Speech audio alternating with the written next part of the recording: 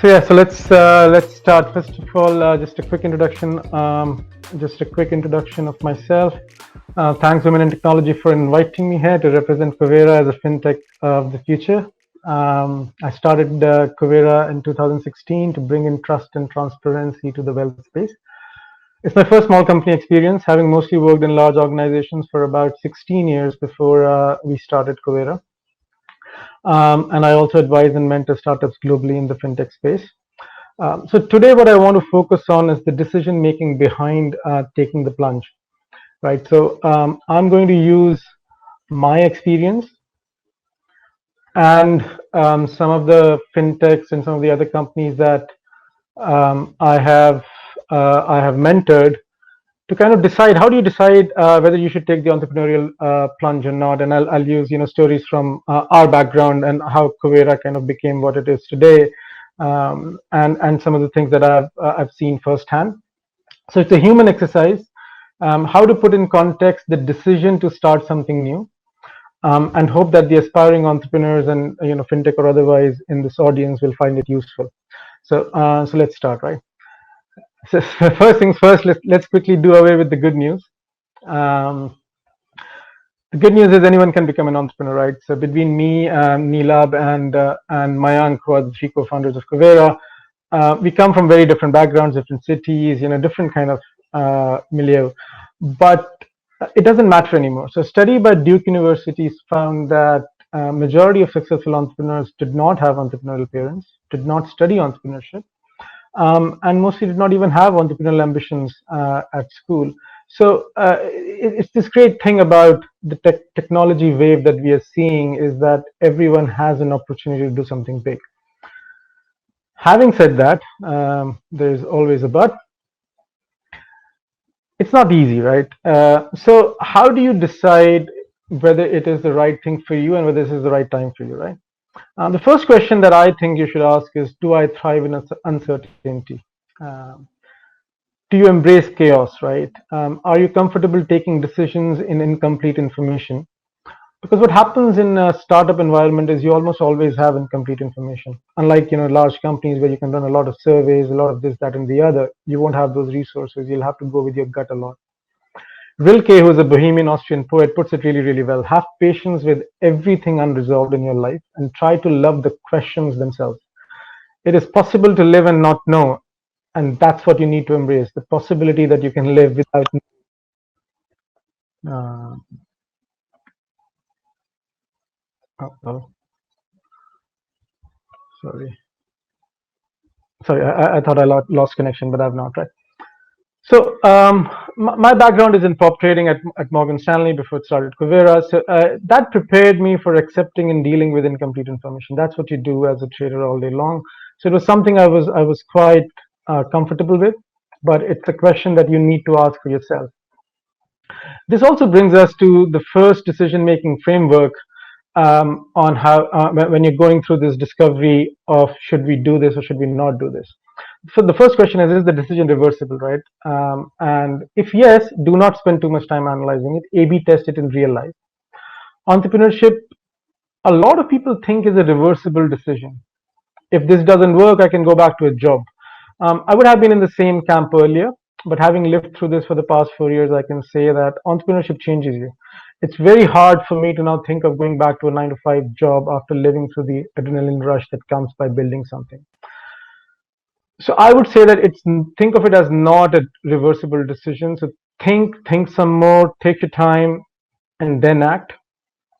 So the first question you need to ask yourself then is, why do you want to become an entrepreneur? So before starting, Neil, one of my co-founders, and we spend a lot of time discussing this. I see that when people come to me seeking feedback of an idea or any advice, they're too focused on the merit of the idea and less so on why they want to do it. I always ask them this, and most choose money and status. So that's what most people will say: money and status. And status here is being the boss man, not having to work for someone, right? That's what status is here. A few choose agents of change, and surprisingly, some say peer pressure. By the way, peer pressure, I think, is the modern day version of buying a sports car as a midlife crisis. So yeah, the last one is rubbish. Do not do it for peer pressure. That's a clear no. So let's focus on the top two. Uh, in economics, there are four factors of production, right? Land earns rent, labor earns wages, capital earns interest, and entrepreneurship earns profit. So this is from a Twitter survey. Someone else ran it. I just got their permission to use this. If you ask people which factor of production earns the most income, more than 60% of people chose entrepreneurship, right? And that's the perception that people have about entrepreneurship. Um, in reality, though, if you look at economics, and Michael Parkin has written this, the introductory book on economics has been used for ages. It's actually wages and fringe benefits, right? So it's actually labor that captures 70% of total income. Land, capital, and entrepreneurship share the rest. What Professor Parkin also says is that this percentages have been remarkably consistent over time. So what just happened, right? Everyone thinks it's entrepreneurship, but actually it's labor. So this brings us to our second decision-making framework, which is called survivorship bias, right? Over 90% of startups fail. This is true globally and in every country. We just don't hear of them. So we base our decisions on the survivors, the successful ones. Money and status does accrue to successful startups, but it would be wrong to then generalize and think that entrepreneurs get the biggest pool of income, right? So this is a very key decision framework. Always think about the data at hand and think whether that's the complete data you have. And this is true for, when you look at entrepreneurial successes, right? You hear about the Bezos and the Gates, but you don't hear about hundreds of them or thousands of them that never make it.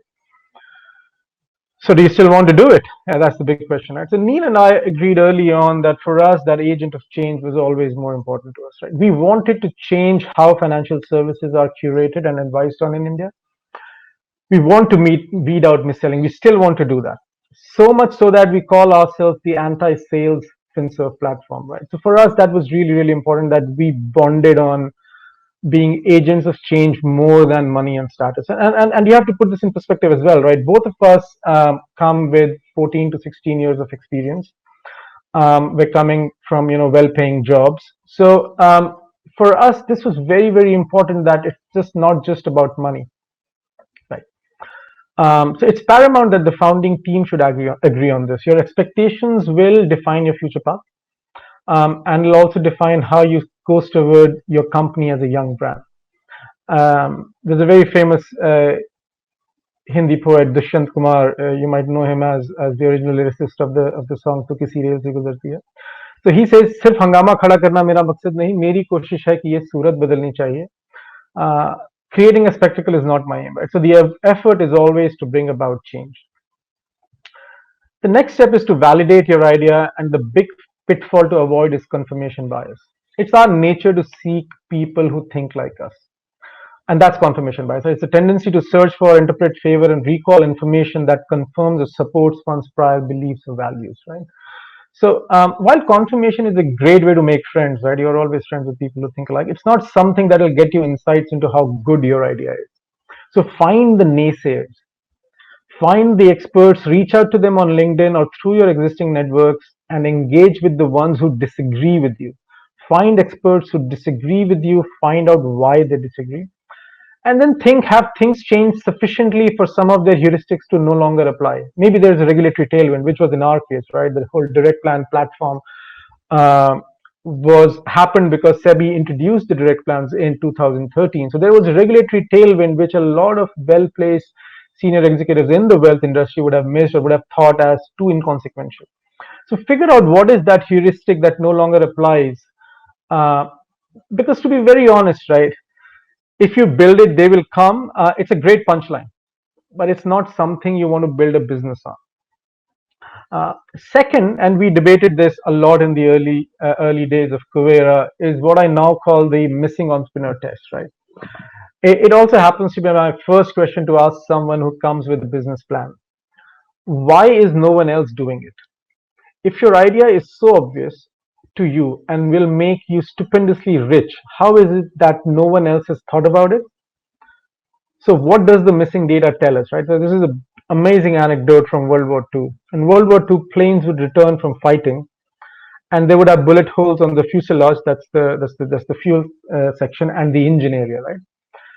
Uh, the engine area had 1.11 bullet holes per square foot, while the fuselage had 1.73 bullet holes per square foot. Now, given this data, which section of the plane would you reinforce with steel plates? By the way, this is true story. Actually happened in World War II. Now, the obvious answer, right? If the simplistic reading of the problem is add reinforcement to the fuselage, it's getting hit more. But think again. The planes that are getting hit more on the fuselage are at least coming back. They're still coming back, right? They're still able to make it back to the base after being hit 1.73 times per square foot. But the planes that are being getting hit a lot in the engine area are never coming back. So it's those missing planes that tell you more than the planes that are coming back, right? So the right answer is you add more armor to the engine, and there was I think it's a Hungarian statistician called Abraham Wald who came up with this insight. Um, so if no one is doing it, ask why. Don't be happy that hey, no one's doing it. I have the entire field for myself. That's not necessarily a very positive sign, right? Uh, some of the reasons why no one else is doing it, the missing entrepreneur test, right? So we kind of came up with three reasons for ourselves. This was our list. The first one was the market is not big enough yet. So are you comfortable with taking early mover risk, right? So the idea is that the market will grow in time. You have identified some tailwinds that others may not have caught on to yet. Unlikely to happen, but when regime changes happen, when regulation changes happen, these kind of opportunities do come up. Second is you bring insights that others don't. So that's the execution mode, that you can execute better than others.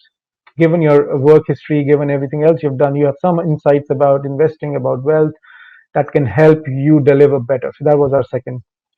The third was that we have access to resources that others don't have.